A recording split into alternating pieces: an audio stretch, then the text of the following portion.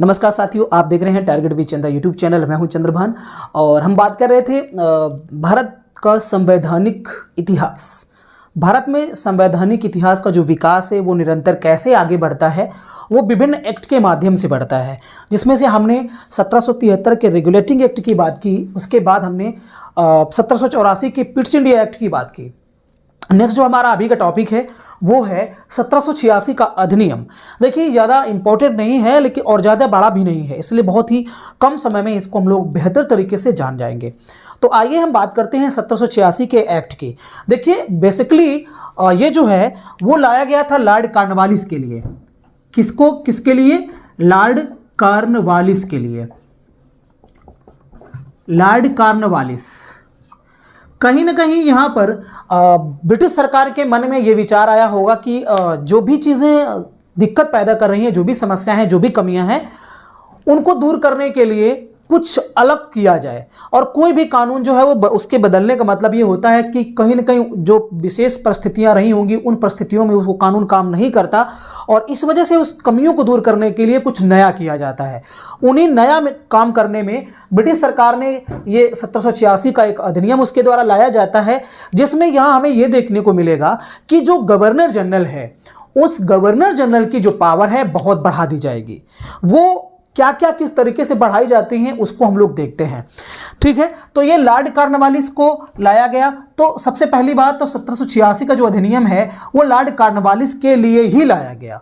और ये जब आता है तो इसने साफ साफ कहा कि मुझे गवर्नर जनरल के साथ साथ मुझे एक और चीज़ चाहिए, वो ये है कि मैं प्रधान सेनापति भी रहूँगा।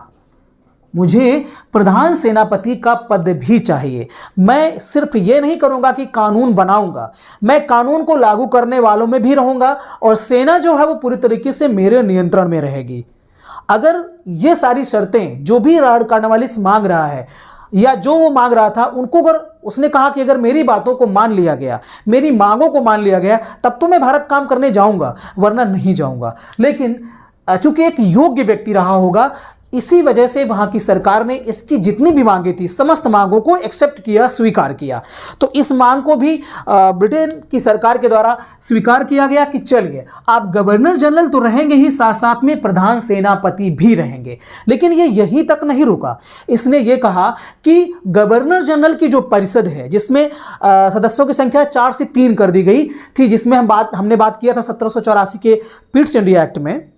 तो यहां इसने ये कहा कि जो परिषद है, गवर्नर जनरल की जो परिषद है जिसका काम कानून बनाना है, इस परिषद के द्वारा बनाए गए कानून को ये मानना इसके लिए बाध्य नहीं होगा।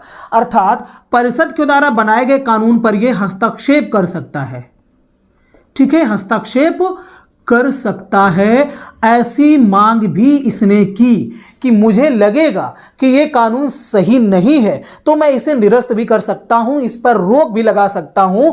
मुझे ऐसी पावर दी जाए कि परिषद के द्वारा बनाए गए कानून, क्योंकि जैसे कि आपको पता है कि गवर्नर जनरल और गवर्नर जनरल की परिषद के सदस्य जैसे मान लेते हैं 3 हैं और तीनों ने मिलकर के कोई कानून बनाया और गवर्नर जनरल अकेला रह गया। तो इसको पता था कि ये जो झंझट है, ये समस्या है, पहले से चली आ रही है। तो मैं वो जो है लॉर्ड कॉर्नवालिस किसी भी झंझट परेशानी में फंसना नहीं चाहता था कि ये 3 लोग हैं, ये अपनी बात मनवाएंगे जबरदस्ती हमसे, जो कि अभी तक होता आ रहा है। तो इसने साफ साफ कहा कि देखिए, अगर मुझे इनके द्वारा बनाया गया कोई कानून पसंद नहीं आता है तो मुझे खारिज करने की पावर दी जाए। ये ना हो कि वो 3 हैं और हम अकेले पड़ जाएं और 3 की बात मानी जाएगी जैसा कि अभी तक होता आ रहा है और मेरी बात ना मानी जाए, तो ये नहीं होगा। ये 3 लोगों के द्वारा बनाया गया कानून अगर मुझे पसंद आएगा, सही लगेगा तो मैं मानूंगा, वरना नहीं मानूंगा। मैं इसको निरस्त भी कर सकता हूं, खारिज भी कर सकता हूं, इस पर रोक भी लगा सकता हूं। इस तरीके का जो वीटो पावर है, इस तरीके का जो वीटो पावर का मतलब क्या होता है? एक विशेष पावर, विशेष शक्ति। ठीक है, विशेष शक्ति। तो इसने विशेष शक्ति मांगी, वो भी इसे दिलवा दी गई। अर्थात पहले का जो गवर्नर जनरल था उससे ये ज्यादा पावरफुल हो गया। तो ये भी एग्जाम में प्रश्न पूछा जा सकता है कि किस एक्ट के द्वारा गवर्नर जनरल की शक्तियों को बढ़ा दिया गया, तो वो है 1786 का अधिनियम। ठीक, अब चूंकि ये योग्य व्यक्ति था, इसके लिए इसकी बातों को माना गया, लेकिन कहीं ना कहीं एक और बात है जिसके बारे में हम बात करते हैं। हम बात करते हैं 1781 की। 1781 की बात है कि यॉर्क टाउन का एक वार हुआ, यॉर्क टाउन का युद्ध। यॉर्क टाउन का युद्ध हुआ अमेरिका में, और जैसे कि आपको ये पता होना चाहिए कि ब्रिटिश ईस्ट इंडिया कंपनी का औपनिवेशिक राज्य भारत ही नहीं बल्कि अन्य देश भी थे, जिनमें से अमेरिका में भी इनका शासन था, अर्थात अमेरिका भी ब्रिटेन के लोगों का ही, अंग्रेजों का ही गुलाम था, जो कि 4 जुलाई को स्वतंत्र होता है। लेकिन उस दौरान अमेरिका में भी ये हो रहा था कि अमेरिका के जो छोटे छोटे प्रांत थे, उनके जो भी सम्राट या राजा हुआ करते थे, उन सभी ने मिलकर के अंग्रेजों के खिलाफ युद्ध छेड़ दिया था, और यही एक वजह थी कि बाद में फिर इनको छोड़ करके अमेरिका भागना पड़ता है। लेकिन उसके थोड़ा सा पहले, उसी दौरान की बात है कि 1781 में ही ये लॉर्ड कॉर्नवालिस अमेरिका में था, और वहां यॉर्क टाउन का एक युद्ध हुआ। इस यॉर्क टाउन का युद्ध किसके किसके मध्य हुआ था दोस्तों? तो ये लॉर्ड कॉर्नवालिस और जॉर्ज वाशिंगटन के मध्य हुआ। जॉर्ज वाशिंगटन, तो जॉर्ज वाशिंगटन इसमें पराजित होते हैं और लॉर्ड कॉर्नवालिस इस युद्ध में हार जाता है। तो कहीं ना कहीं जब व्यक्ति के ऊपर एक असफलता का टैग लगा होता है, असफलता का धब्बा लगा होता है, फेल्योर का टैग लगा होता है, तो वो व्यक्ति फिर अपने प्रत्येक कदम को फूंक फूंक करके रखता है। वही कहते हैं ना कि जब आदमी धोखा खा जाता है ना, तो प्रत्येक कदम बहुत ही अलर्टनेस के साथ में, सतर्कता के साथ में आगे बढ़ता है या अपना कदम बढ़ाता है।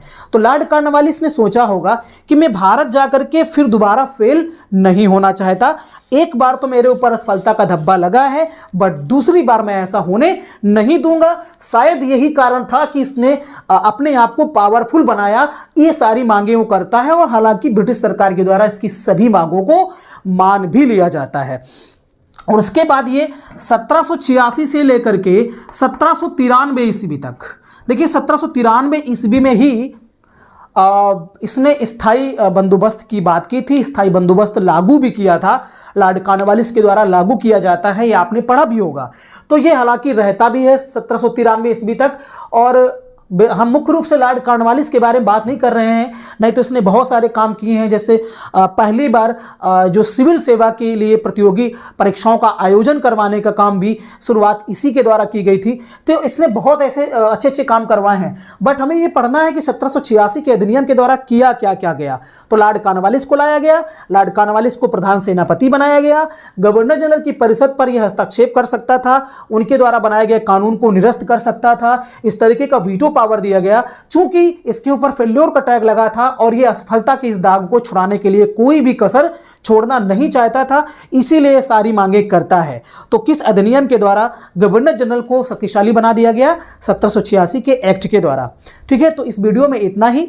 नेक्स्ट वीडियो में इसके आगे का जो एक्ट है उसको लेकर के आएंगे। तब तक के लिए नमस्कार, थैंक यू।